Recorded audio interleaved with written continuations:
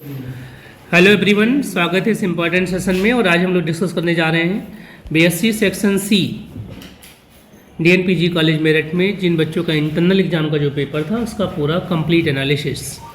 पहला क्वेश्चन है कि आवर्त सारणी में तत्व की परमाणु त्रिज्या दाएं से बाएं जाने पर क्या होती है। Atomic radius of element in periodic table from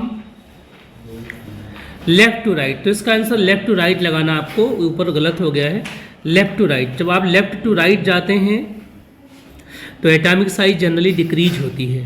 तो इसका आंसर क्या बनेगा, ए बनेगा। कि साइन की त्रिज्या सबसे छोटी है, तो जितने भी एलिमेंटल अनायन हैं उनमें सबसे छोटी त्रिज्या एफ माइनस की होती है। ठीक है, किसकी होती है, एफ माइनस की। हाइड्रोजन की इलेक्ट्रॉन बंधुता का घटता क्रम है decreasing order of electron affinity of hydrogen is. जो हाइड्रोजन्स होते हैं इनके इलेक्ट्रॉन एफिनिटी का जो घटता हुआ क्रम है, सबसे ज़्यादा इलेक्ट्रॉन एफिनिटी होती है क्लोरीन की, फिर फ्लोरीन की, और फिर ब्रोमीन की, और फिर आयोडीन की। तो इस हिसाब से ऑप्शन बनेगा हमारा बी। वह तत्व जिसका बाहरी इलेक्ट्रॉनिक कॉन्फ़िगरेशन NH2 है और NP5 है। The element which has outer electronic configuration NH2 NP5 belong to. तो यहीं से देख लीजिए, आप इन दोनों को जोड़िए तो कितना बनेगा आपका 5 + 2 7th बनेगा। और 7th ब्लॉक ए किस में होगा, पी ब्लॉक में होगा। अधिकतम विद्युत ऋणात्मकता वाला तत्व कौन सा है। The element with the maximum electronegativity. तो हाइड्रोजन का कितना होता है, 2.1 होता है। सोडियम का 0.9 होता है। ठीक है, और मैग्नीशियम का हो जाएगा आपका 1.3 और बोरान का हो जाएगा 1.5। तो मैक्सिमम पूछा है तो hydrogen is the right answer. अब आते हैं मैथ वाले पोर्शन पे। log m/n is equal to b. तो लॉगरिथम का एक सिंपल सा इक्वेशन रूल होता है, log m minus log n, b is the right answer.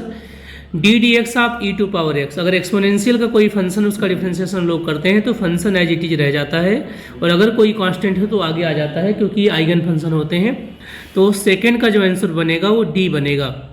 अब आता है कि साइन एक्स का मान क्या होगा, मतलब साइन एक्स का डिफरेंशिएशन क्या होगा। तो साइन एक्स का डिफरेंशिएशन एस से हम सी की ओर जा रहे हैं तो ये प्लस में हो जाएगा तो कॉस हो जाएगा, क्योंकि हाई से लो की ओर जा रहे हैं हम।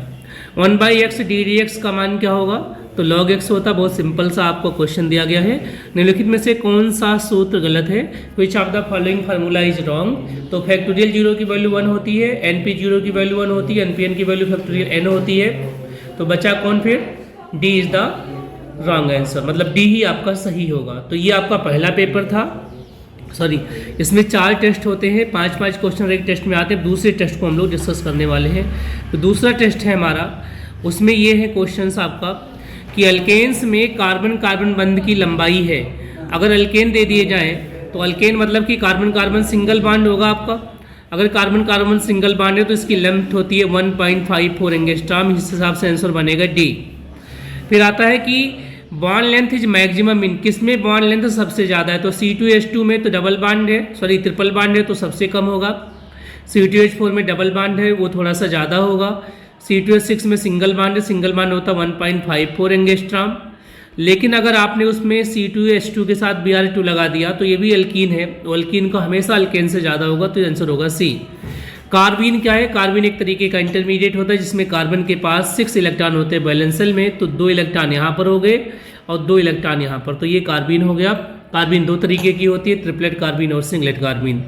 अब अगला होता है कि हाइपर कॉन्जुगेशन क्या है, अत संयुग्मन क्या है। ये सब क्लासेस के आपके क्वेश्चन है जो आपको पढ़ाए गए हैं।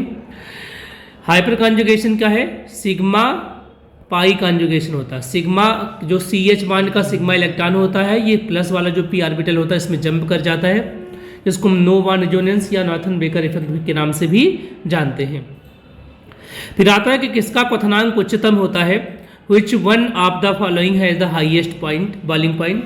तो जब भी आपको बॉइलिंग पॉइंट कहीं देखना तो 2-3 चीज़ों को देखिए। सबसे पहले देखिए आप कि किसका सरफेस एरिया ज़्यादा है।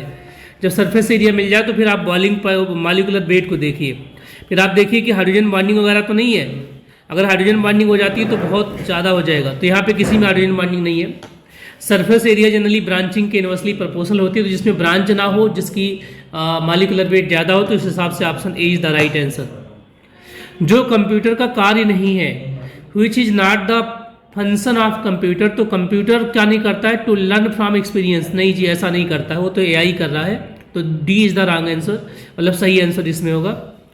Control unit and arithmetic logic unit jointly known as CPU, इसे दिमाग कहते हैं आप कंप्यूटर का।